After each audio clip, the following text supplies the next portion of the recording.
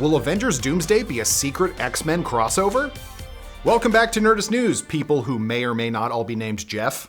I'm Kyle Anderson, and today we're talking about the very intriguing and truly wild theory that Avengers Doomsday, the movie that will introduce Robert Downey Jr. as Victor Von Doom, is actually a stealth Avengers vs. X-Men movie. Bringing in a heavy-hitting villain like Dr. Doom, played by an MCU legend no less, and also focusing the story on one of Marvel's biggest and most controversial comic events that largely has nothing to do with Dr. Doom, is certainly a choice. But is this really just nonsense? We're going to look at both this theory and the theory positing that Avengers vs. X-Men actually already technically happened in the MCU, while also giving the comic context for these stories. So, in order to do that, we're going to spoil those books and potentially spoil the movie which hasn't shot frame one of footage yet. Because we care all about you, even if you're not named Jeff. We're going to toss an enormous spoiler warning on your screen and leave it to you to do the rest. My God. No! Everyone still here? Jeff, we good? Okay, then let's begin. Since Disney bought 20th Century Fox back in 2019, Marvel fans have wondered how long it would take for the X-Men to join the MCU. The answer, it turns out, is they were going to take their sweet, sweet time with it. Since the Disney-Fox deal, which, you know what, actually, sidebar. Immediate sidebar. After Disney bought 20th Century Fox, the mouse removed the fox and it became just 20th Century Studios. Now, one could argue it harkens back to one of the original studios, 20th Century Pictures, that merged with Fox Film in 1956 to give us the studio we knew. I'm not arguing that's why they did it, but one could. People can rent cars right now who do not remember the 20th century at all because they were born in Y2K. Airplanes and trains may come to a halt.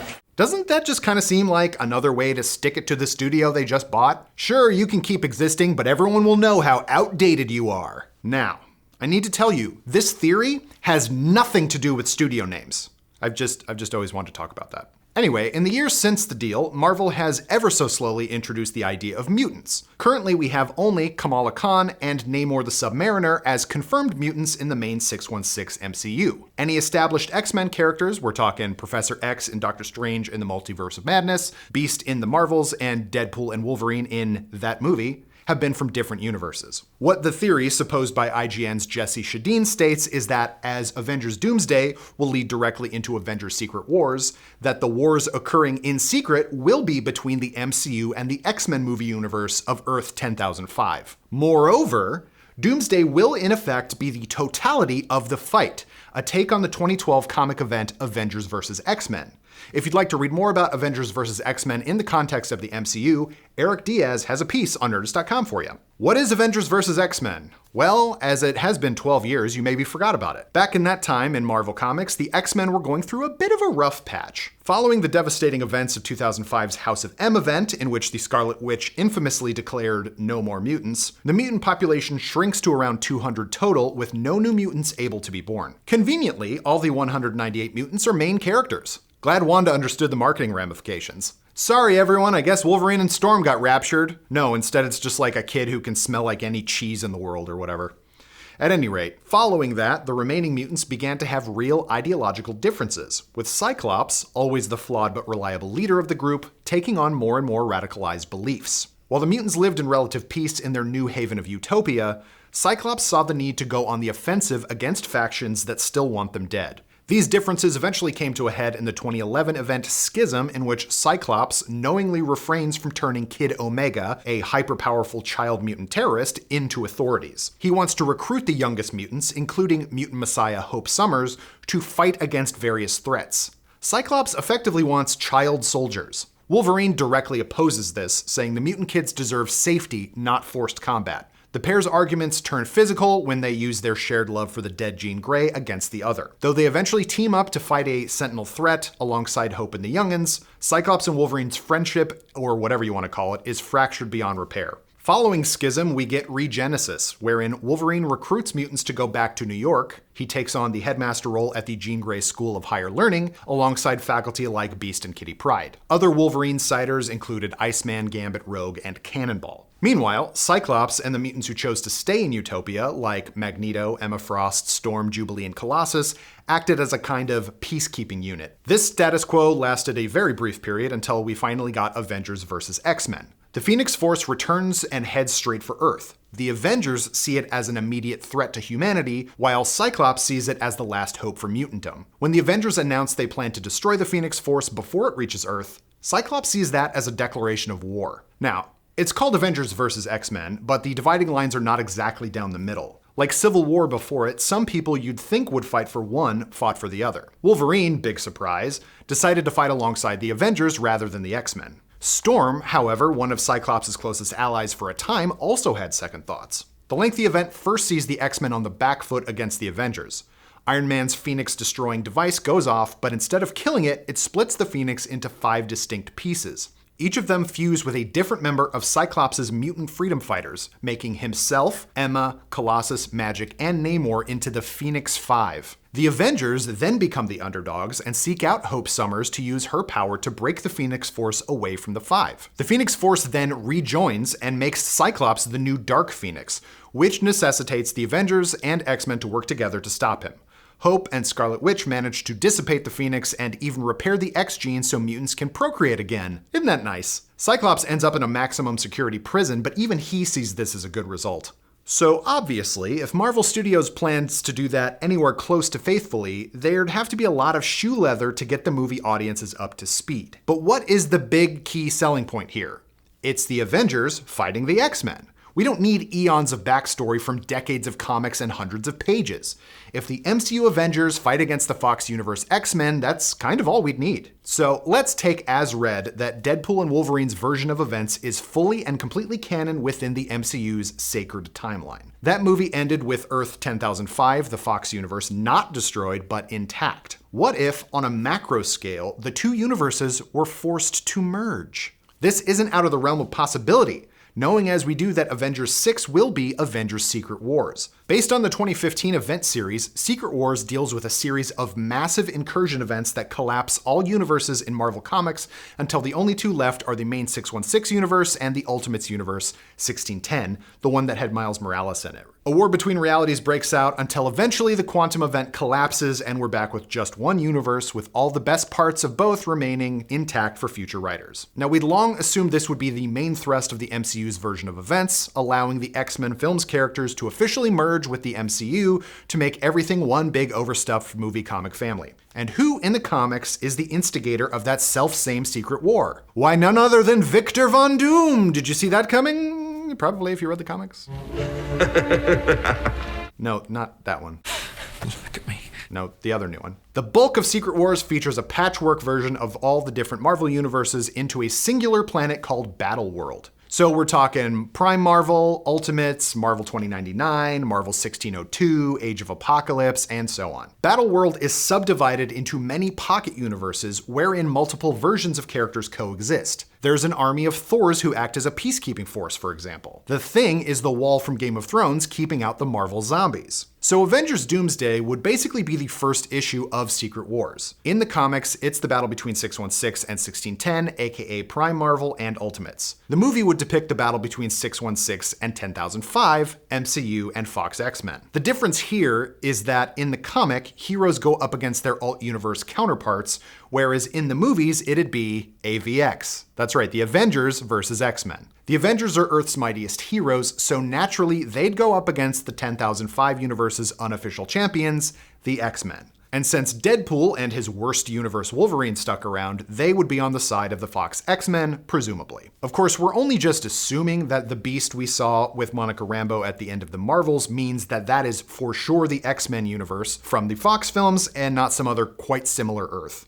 It would make far less sense for that to be the case, but who knows. But how would Dr. Doom fit into all of this? Why is he the guiding hand at the end of the universe? Well, for that, we'll have to talk a bit about Robert Downey Jr. and his version of the character. Since multiverse is gonna multiverse, there's a very real possibility that this version of Victor Von Doom is absolutely Victor Von Doom, but is also a variant of Tony Stark. Who says Anthony Stark wasn't taken by the Latvian government following the death of his parents? Who says he wasn't a baby at the time, or later brainwashed into forgetting everything about his former life? I think it's safe to assume, despite being Fox titles, neither of the Fantastic Four series from the studio will have anything at all to do with the X-Men movies. not with Marvel Studios forging their own first family. We know that the events we'll see in the Fantastic Four First Steps will take place in a different universe, so perhaps that continuity's Tony Stark becomes Doctor Doom. You know what I mean? Marvel Comics seems to be prepping fans for that very actuality also. Following the announcement of RDJ as VVD Doodah at San Diego Comic-Con, Marvel writer Dennis Camp tweeted the statement, quote, "If you want to understand Robert Downey Jr. as Doom, you must read Ultimates 4 on September 4th, unquote. Ultimates 4 is out now, and if you'd like to read all about it, Joshua Yale has you covered on Nerdist.com. But the gist of it is that in the new updated Ultimates universe, which started earlier this year, we learn an evil being called the Maker reboots the Ultimates universe that went away after Secret Wars. The Maker then messes with stuff in the new version of the comics continuity, which leads to various horrible events. One of these actions is altering Reed Richards' calculations for the Fantastic Four's initial trip to space, which, instead of creating the FF, kills everyone but Reed himself. Reed then becomes the new Ultimate Universe version of Doctor Doom rather than Mr. Fantastic. And why would the Maker want to do this? Well, issue 4 also details the Maker is also Reed Richards, specifically a twisted version of Reed Richards from the original Ultimates universe. The easy Doyleist answer to why RDJ is Doctor Doom is because they want him to be. But the more fun Watsonian explanation could be some combination of nature and nurture just from an alternate universe. Like Reed Richards, it's not hard to see another of Earth's most intelligent people, with horrible events and butterfly effects, my favorite Smashing Pumpkins album, could become Doctor Doom. When revealed at SDCC, Downey said, quote, "New mask. Same task." That being putting an iron suit around the Earth to protect it. Doom, same as Tony Stark, wants peace and safety. The difference is, Doom believes the only way to do it is if he takes over to rule through fear. And Doctor Doom is nothing if not opportunistic, ruthless, and brilliant. Perhaps he sees the incursions on the horizon and wants to be the one to rule the singular Earth that will remain. But he knows in order to do that, he'll need to get the Avengers and the X-Men out of the way. So why not sick them on each other? Maybe there will be anti-mutant sentiment baked in, or maybe it'll be as simple as, hey, we don't actually need 19 billion extra people on our one poor planet. Whatever the case, if Doom puts his mind to something of this magnitude, you can bet he'll have a good plan. IGN likens this to the way Zemo pulled the strings in Captain America Civil War to his own benefit. Doom has the power and might to be an enormous physical threat to heroes, but his greatest powers are his intellect, his cunning, and his patience. Another theory has a slightly different idea about the whole thing. That one states that Avengers vs. X-Men already happened in the universe that Worst Wolverine was from in Deadpool and Wolverine. Because we never fully hear what happened to kill off all the X-Men in his universe, nor do we know who or what he decided to kill in his rage in the aftermath. Maybe everyone hates him because he killed all the Avengers. Remember how he specifically says, "F*** the Avengers" in that movie? Wolverine's knowledge of Avengers and the very existence of the Avengers in his universe suggests it might not be all that rare for both to cohabitate the same Earth. For all we know, the MCU 616 is the only universe without the big proper X-Men, and similarly, Earth 10005 might be the only one without the Avengers. We also know neither the Tobey Maguire universe nor the Andrew Garfield universe has the Avengers, but that seems incredibly unlikely to come into play. So maybe skirmishes between the Avengers and the X-Men are pretty common in the multiverse, and maybe Doctor Doom will use that knowledge to manufacture the biggest battle between the remaining factions when the worlds begin to incur. So this is what it's like when worlds collide. Either way, we're fairly certain this movie will act as the big final curtain call for both the original Fox X-Men versions of the characters and any of the MCU characters and actors who want to bow out or come back only to leave again afterwards. And what better way, I guess, to bid farewell than to watch them all beat the crap out of each other. I confess I've never been the biggest fan of that whole concept. I think it belabors the point to have good guys fight each other just 'cause. Captain America Civil War did that, and I think it was handled about as well as it could be. We also had several movies of build-up with those characters to understand why Tony would be on board with registering heroes, why Steve would be against it, and how that could cause a schism between those two. Here, it would feel a lot more like fan service. I know people want to see Cyclops shoot optic blasts at Captain America's shield, or the Hulk and Wolverine finally actually fight for realsies. Deadpool and Wolverine gave me the team-up I always wanted in The Void, so doing it again, but bigger and with more characters, ain't my fave. Also, are we really going to use up Avengers vs. X-Men for what will amount to the prologue of Secret Wars? The build-up is half the fun. So there are a million ways for it all to go down, and we're definitely confident that at least part of these theories could or will come true. Secret Wars will be a pretty great way to wrap up, by that point, 20 years of the MCU and nearly 30 years of the X-Men movies. Holy shit. After that, we will have a brand new universe where the parts they want to keep will stick around and everything else will get rebooted or reintroduced. And then, dear God, can we finally get an Excalibur movie or something? I long for Captain Britain. But tell us, what do you think? Do you think Avengers Doomsday is a stealth Avengers vs. X-Men movie? Which versions of all the characters will exist when all of this is said and done? Let us know in the comments below, and for the latest and greatest in the battle world of pop culture, stay tuned to Nerdist.com. I made a little joke.